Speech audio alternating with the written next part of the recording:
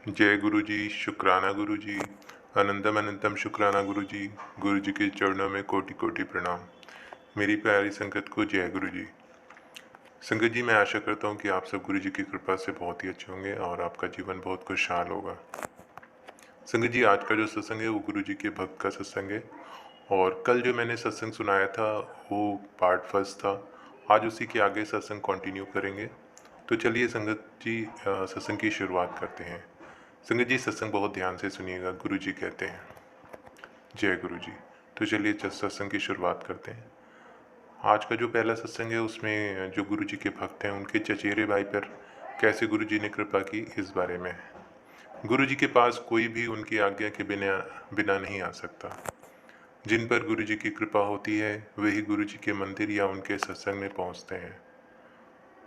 हम इस तथ्य के साक्षी हैं। हमारे पूरे घर में गुरु जी की तस्वीरें लगी हुई हैं और पिछले 1 साल में बहुत मित्र रिश्तेदार हमारे घर आए, पर किसी ने भी गुरु जी में रुचि नहीं दिखाई।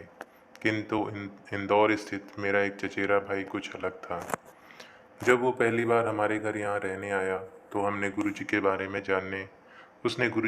में जानने में रुचि दिखाई। सत्संग सुनने के बाद वह बड़े मंदिर जाना चाहता था। मुझे उसकी इच्छा में सच्चाई और ईमानदारी दिखाई दी। हमें शुक्रवार को बरेली, हमारे गृह नगर, जाना था और हमने सोचा कि अगर हम रविवार को समय से वापस गए तो हम बड़े मंदिर जा पाएंगे। वो रविवार को इंदौर जा रहा था। उसकी ट्रेन का समय रात 10:10 पर था। बरेली जाकर हमने अपने कामों में इतना व्यस्त हो गए कि हम भूल ही गए कि रविवार शाम को हमें मंदिर जाना था।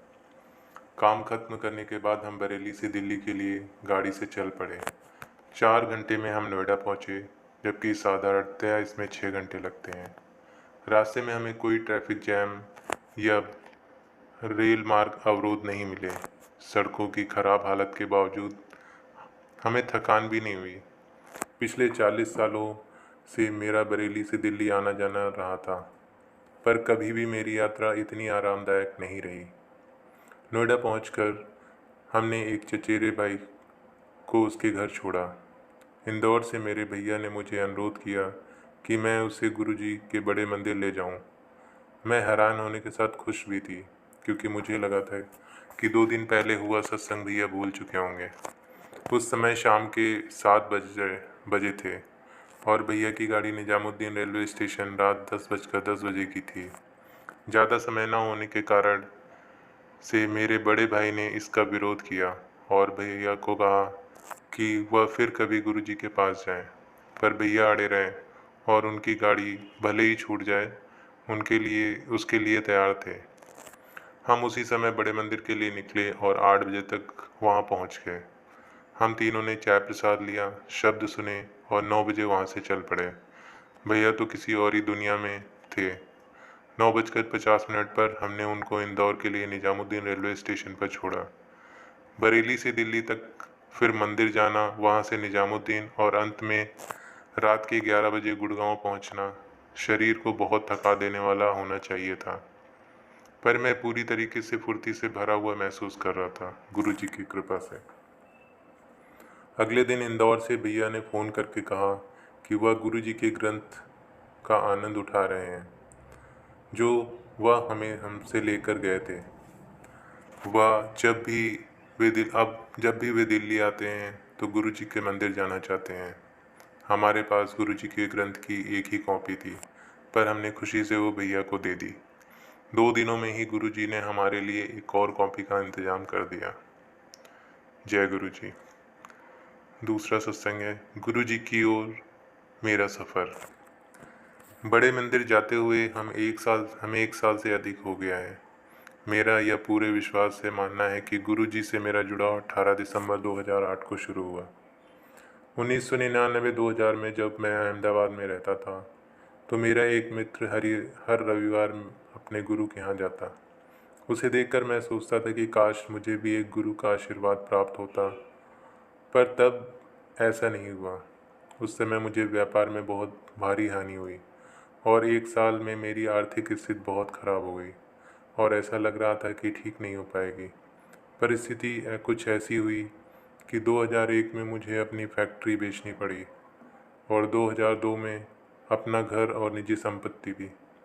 इतने बड़े धक्के के बाद मुझे अपने मित्रों द्वारा व्यापार के और अवसर मिलते रहे। वे अवसर इतने होते कि बस हमारी ज़रूरतें ही पूरी हो पाती। इसी समय हम बहुत ज्योतिषियों के पास गए जिन्होंने मुझे और मेरी पत्नी को पूजा करने को, पत्थर पहनने को और अन्य उपाय बताए। हमें हर सोमवार शिव जी के मंदिर जाने के लिए भी कहा गया, जो पता नहीं क्यों मैंने नियमित रूप से किया। शायद गुरु जी की ओर यह हमारा पहला कदम था। यद्यपि हमें तुरंत कोई आर्थिक लाभ नहीं हुआ, कुछ सोमवार जाने के बाद मुझे व्यापार के अन्य अवसर मिले और अब मैं मानसिक रूप से निश्चिंत था। अक्टूबर 2003 में मुझे गुड़गांव में आकर बसने का अवसर प्राप्त हुआ। मेरी नौकरी की सबसे अच्छी बात यह थी कि मुझे वो मेरी शर्तों पर मिली थी और अहमदाबाद के करीब 24 साल रहने के बाद हम दिसंबर 2003 में आकर गुड़गांव में बसे। यद्यपि यह आसान नहीं था, मैंने इसको भगवान की मर्जी और अपनी किस्मत माना। बच्चों के वार्षिक इम्तहान होने के बाद मार्च 2004 में मेरा परिवार भी गुड़गांव आकर बस गया। साल 2005 के करीब मालविका की सहेली प्रभा ने उसे गुरुजी के बारे में बताना शुरू किया, पर हमें 3 साल लग गए गुरुजी के पास 2008 में पहुंचने में। पिछले 1 साल के अनुभवों के बारे में लिखते हुए मुझे पिछले कुछ सालों के वृत्तांत भी याद आ रहे हैं। मुझे लगता है कि ये अनुभव मेरे साथ इसलिए हुए क्योंकि मैं गुरुजी की कृपा प्राप्त करने का इच्छुक था। मेरा यह मानना है कि जिस समय मैं गुरुजी से जुड़ा, वह मेरी यह इच्छा पूरा होने का समय था। कहा जाता है कि गुरु तक पहुंचने का मार्ग आसान नहीं होता है। इस मार्ग पर सब्र की परीक्षा देनी पड़ती है और लंबे समय तक श्रम, दर्द और कष्ट सह पाने की क्षमता और सामर्थ्य भी नापे जाते हैं। सहनशीलता का यह परीक्षा पास कर लेने के बाद गुरुजी से जुड़ना हमारे लिए सबसे बड़ा इनाम था। इससे ज़्यादा हमें कुछ नहीं चाहिए था। गुरुजी को पाने की मेरी मनोकामना पूरी हो गई थी और वो भी कैसा गुरुजी महाराज के रूप में। हमें स्वयं भगवान शिव की कृपा प्राप्त हुई। जय गुरुजी। एक दूसरा सत्संग है, मेरी ज़िंदगी का यू टर्न। पहले दिन से ही सत्संग द्वारा इस बात से परिचित थे कि हमें गुरुजी से कुछ नहीं मांगना है, क्योंकि गुरुजी हमारी इच्छाओं और ज़रूरतों से पूरी तरह अवगत होते हैं।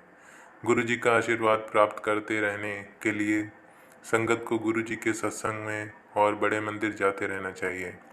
यह बात पूरी तरह से सच है। गुरुजी ने हम पर स्वास्थ्य, संपत्ति, समृद्धि, प्रसिद्धि, नम्रता, सकारात्मकता और सुकून की बारिश की है। जो कुछ भी सोच सकता है, गुरुजी ने वह सब और उससे कहीं अधिक दिया है। उनकी कृपा हर पल हम पर बरसती रहती है, पर कभी कभी हमें ही इस बात की अनुभूति नहीं हो पाती है। गुरुजी ने हमारे स्वास्थ्य को लेकर भी हमारा मार्गदर्शन किया है और स्वास्थ्य संबंधी बड़े बड़े कष्टों से हमें बचाया है, यहाँ तक कि सही डॉक्टर्स की ओर हमारा मार्गदर्शन किया है। इसका एक उदाहरण मेरा हार्निया का ऑपरेशन है।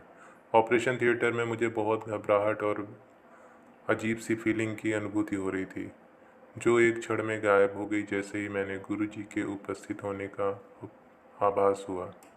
अप्रैल 2000 में मुझे स्लिप डिस्क हुआ था, जिसकी पुष्टिकरण MRI से हुआ। वह अपने आप ही ठीक हो गया और मुझे पता भी नहीं चला। गुड़गांव में हमारे घर से कुछ मिनटों की दूरी पर एक एक्यूप्रेशर स्पेशलिस्ट की ओर मुझे गुरुजी ने निर्देशित किया और पिछले 20 सालों से मुझे कमर का दर्द, अस्थायी रूप से पेट में दर्द, साइनसाइटिस व सर्वाइकल था। इन सब का उपचार अपने आप बिना दवाइयों के हो गया।